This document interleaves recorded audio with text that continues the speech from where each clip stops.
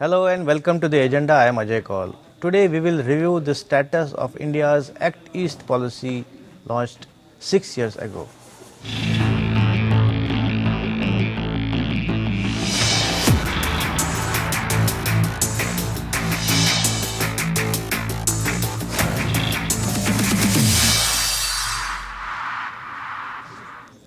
It is 6 years since India launched the Act East policy aimed at boosting strategic, economic and cultural ties with countries in the Asia-Pacific region. The Act East policy is the new avatar of the Look East policy, which was started 30 years back with almost the same elements. Today in the agenda, we will review the status of this crucial policy whose objectives were to enhance India's interests and counter China's growing assertiveness. We have with us two former diplomats, Ambassador Pinak Ranjan Chakravarti and Ambassador Anil Trigunayat. But before we begin our conversation, let's have a look at this small report.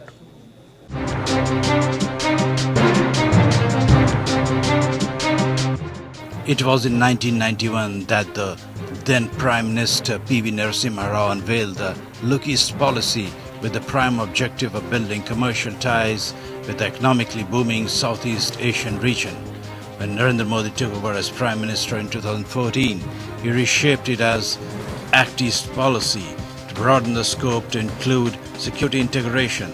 Thus, the objective of the Act East policy are promotion of strategic, economic and cultural ties with the countries in the Asia-Pacific region. Under this policy, the intent is to use 3 C's, culture, connectivity and commerce, to develop better relations with ASEAN nations.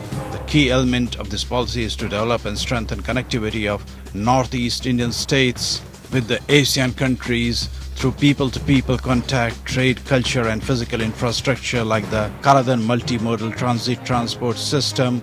The policy also includes construction of the India-Myanmar-Thailand trilateral highway and Rihi-Didimum road project. In order to harness the benefits of the policy, India has upgraded its relations to a strategic partnership with Japan, Australia, Vietnam, Indonesia, Malaysia, Singapore, an association of Southeast Asian nations, Republic of Korea, and forged close ties with all countries in the Asia-Pacific region. Further, apart from ASEAN Regional Forum and East Asia Summit, India has been actively pushing the Bay of Bengal initiative for multi-sectoral technical and economic cooperation of BIMSTEC and actively engaging in the Indian Ocean Rim Association, Asia Cooperation Dialogue and Mekong-Ganga Cooperation. The whole idea is to enhance India's influence and counter the growing assertiveness of China. Bureau Report. Now let's welcome our guests, Ambassador Chakravarti and Ambassador Trigunayat. Welcome to the program, both of you, sir.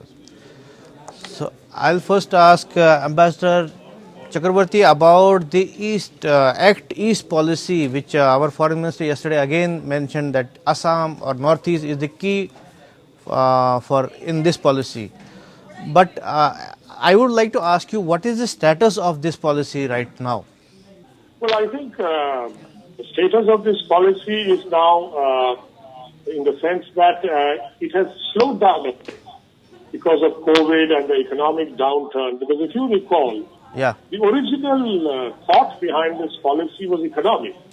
When the ASEAN and other countries were growing economically and India's trade was increasing towards the east rather than towards the west, and soon India's trade with the east, in the sense that to the east of India, started growing and now has crossed 50% of our global trade. So it was natural that we looked east. And when Prime Minister Modi came to power, he made it into Act East, basically giving a signal that we are very serious about it. Right. And we are going to act fast.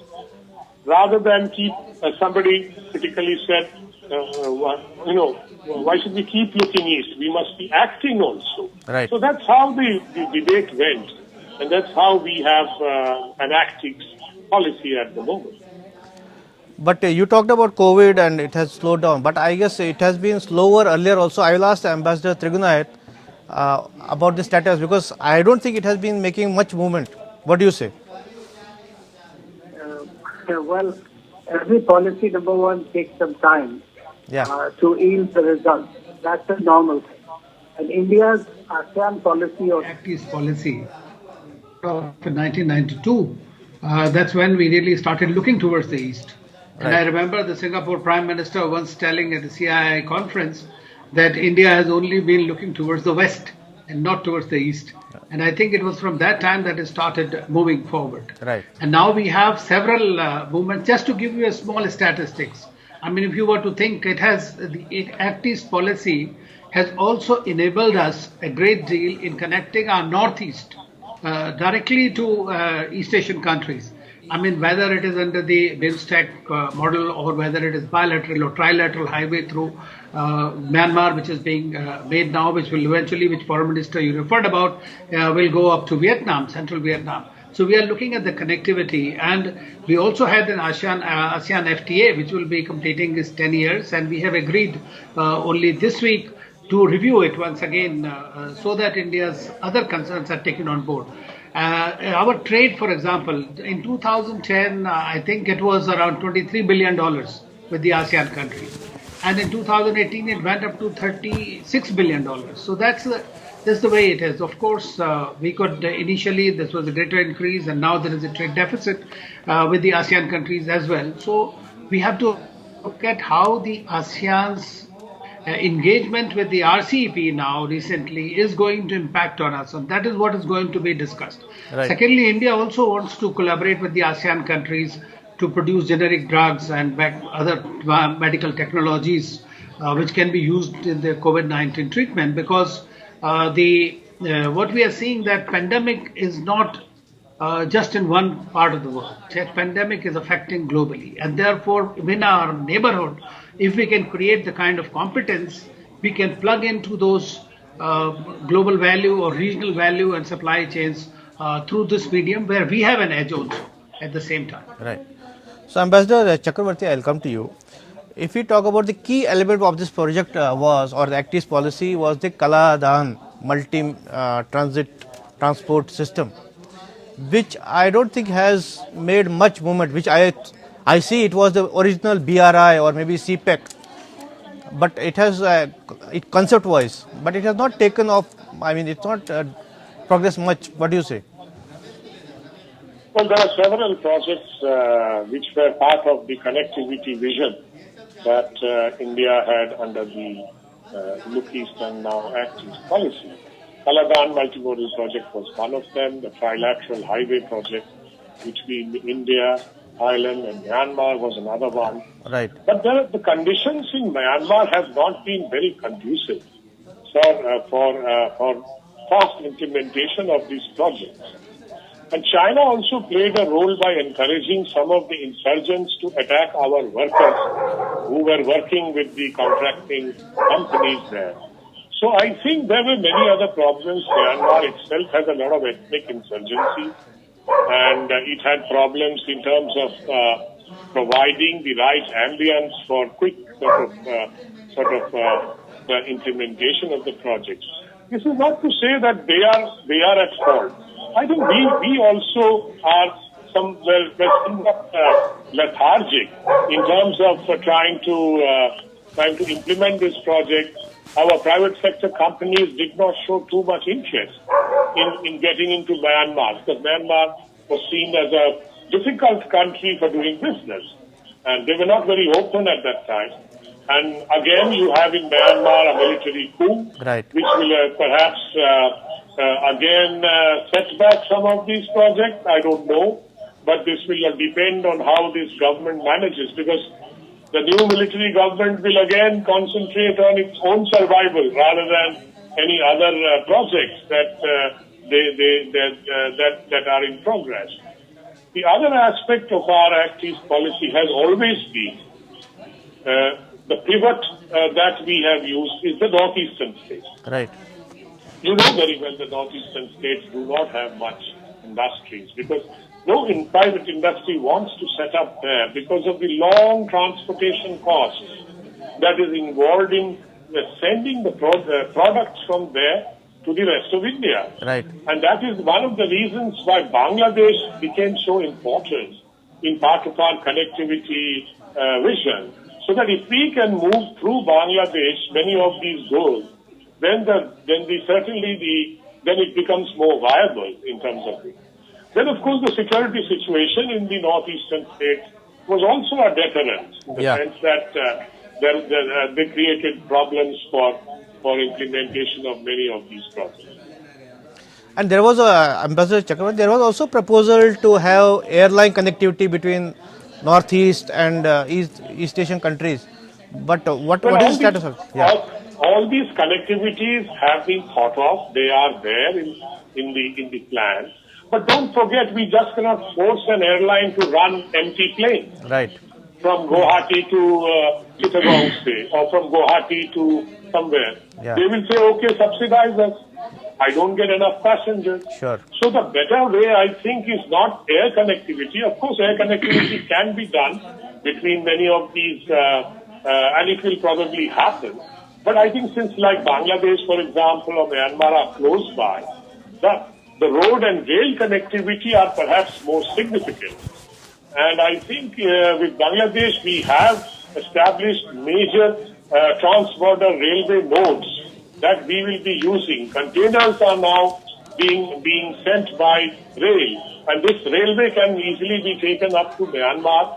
The road has gone. Then there is the waterway connectivity also, which is expanding. So connectivity in all its dimensions are expanding.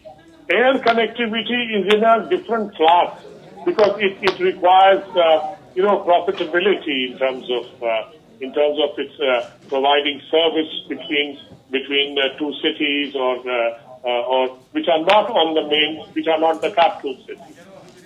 Yeah. Ambassador Trigunayat, I'll come to you. See, you heard Ambassador Chakravarti talking about all the impediments or difficulties that are.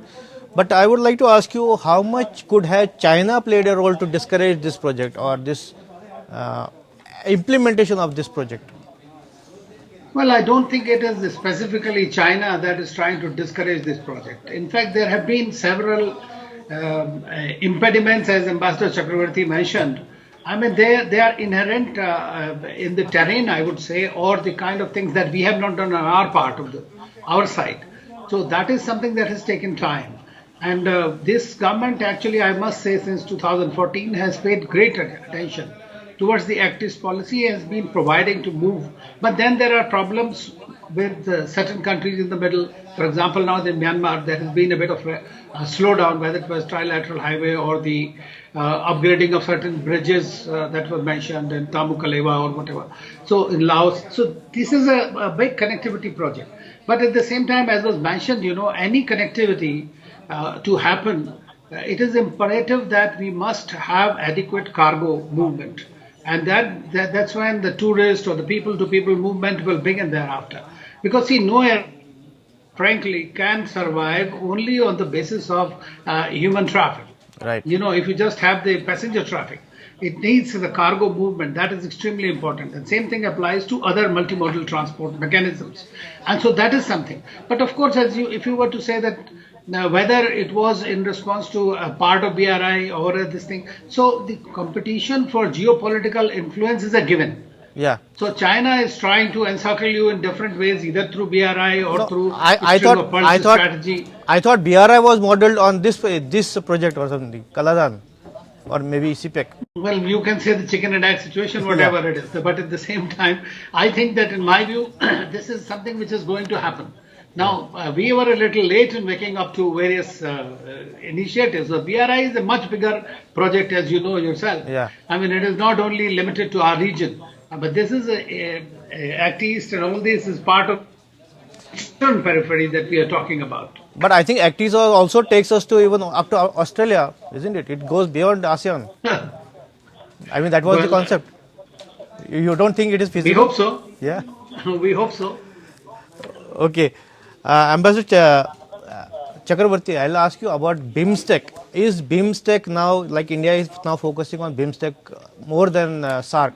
So is that a key element which can be helpful in implementation of Act East policy? Well, as you know, BIMSTEC has two members who are part of the ASEAN. Right. That is Thailand and Myanmar. So in a sense, there is a bit of an overlap between BIMSTEC and Act East policy. But BIMSTEC also has countries which are members of SARC, for example. Yeah. So I think BIMSTEC does have a role in terms of extending at least up to Myanmar and Thailand. And once we can get into Myanmar and Thailand, we will naturally be part of the connectivity further east towards other countries in Vietnam, up to Vietnam. So there is an element that is common. But BIMSTEC, as you know, is conceived more as the Bay of Bengal community, in the sense that the region, the Bay of Bengal region, the littoral countries around Bay of Bengal are the ones who are more interested. So the focus is not entirely towards the east, but also on the Bay of Bengal. Right. But there are elements in BIMSTEC that feed into our Act East policy. Yeah, that is why I said. Yeah, please go on. Exactly. Yeah. So there are elements of it that are common, as I said, and feed into the Act East policy, because Act East policy is geared towards connectivity towards ASEAN and further east, and hence Myanmar and Thailand are important. For example, that is why the trilateral highway is a very important project. Right. And I wish we could finish it as very quickly, because that will add a lot of encouragement, give a lot of encouragement to transportation and other things, to movement of people, which basically brings with it trade and other connectivities that will add to the economic growth. Right. So, Ambassador Trigunait, I talked about ASEAN, which is also a key element. I mean, it is all about ASEAN. So, India has been participant or the partner of ASEAN since maybe last 30 years. So, do you think there is some elements missing, particularly when you talk about RCEP now coming into force and India not there? So, how much will it affect the overall Act East policy? Well, I don't think, we have to continue working. As you know, that recently we have been discussing with them on other projects. You see, our relationship with ASEAN also stands on its own. Yeah. That is something that we have to give credence to. Of course, when the RCEP happened, then obviously ASEAN is a part of the RCEP, and so are many other countries who are part of our Quad framework, like Australia and Japan. So that does help. There is a different kind of a context there. But at the same time, it will have certain impact, especially we'll have to impact our free trade through the ASEAN free trade area. I mean, that is why there's a new discussion is likely to happen. But from our strategic perspective, the relationship with ASEAN countries, and ASEAN countries also want a great deal with us. For example, with Indonesia, we are trying a very different kind of a strategic collaboration with them as far as our security is concerned. And ASEAN countries also have their fears towards from China. Right. I mean, they may have very different kind of thing, and the whole idea about their approach, which is about the Indo-Pacific. I mean, it should be the open and inclusive Indo-Pacific. So India has been trying to work closely with the ASEAN countries in that, whether it is through our bilateral mechanisms or our statements. It has been clearly conveyed. So just one trade agreement, which is RCEP, where China is the major player, but the ASEAN countries themselves are quite a big player. You know, they have their integration as a bloc has been things that has happened in the past 2 decades or 3 decades. So they have their own thing and they have their own fears, but we also work together with them on our bilateral context within the and with various countries on different, like BIMSTEC you mentioned. Yeah. I mean, there Thailand and Myanmar, they are the part of it. But at the same time, we have other countries with whom we have bilateral engagements, and we are proceeding also on that. So ASEAN Plus is the approach. Plus, there is a different. There are so many mechanisms within the ASEAN, whether economic or security related or other infra projects that we are working with them. So they are cross-cutting across, I would say. Yeah, Ambassador Chakravarti, I'll come to you. About Act East policies, I'll talk about military or defense cooperation or defense relations.